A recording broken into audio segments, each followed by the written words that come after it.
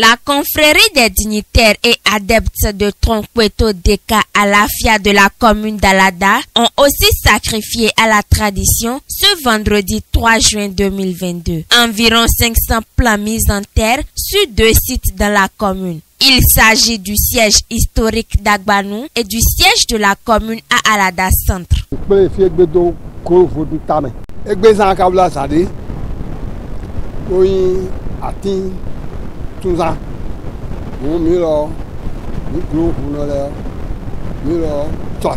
Ce matin, c'est la journée nationale de l'arbre et vu l'importance des feuilles, l'écorce et des racines en matière de médecine traditionnelle, nous avons décidé, comme toute la communauté nationale, de mettre en terre des plants. Nous avons identifié 2 sites. Un site dans l'arrondissement central d'Alada ici et un autre site dans l'arrondissement d'Agbanou. Le site d'arrondissement d'Agbanou est un site sur lequel Rounodan Tidji s'était retranché à un moment donné de son histoire. L'objectif de la dite cérémonie est de favoriser la mise à disposition en qualité et en quantité des plantes médicinales pour la médecine traditionnelle. Vous savez, nous, Tronrouno, nous participons à la santé, au maintien en bonne santé de tous ceux-là qui viennent nous voir. Et pour faire la médecine traditionnelle, nous avons besoin des feuilles, nous avons besoin des racines, nous avons besoin également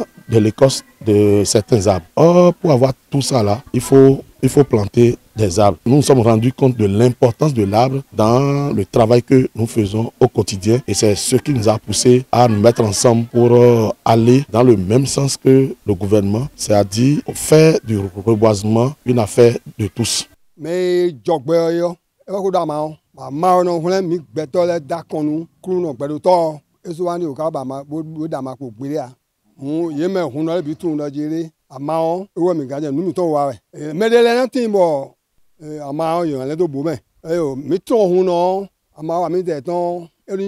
Des mesures exceptionnelles sont prises pour le suivi et le développement de ces plants. Il ne suffit pas seulement de planter des arbres. Nous avons mis en place un dispositif.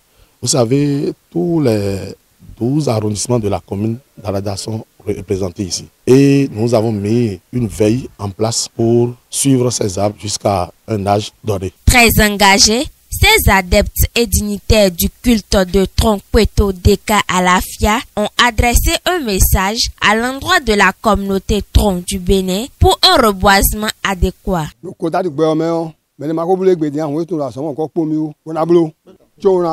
Je leur demande vivement de penser à planter assez d'arbres.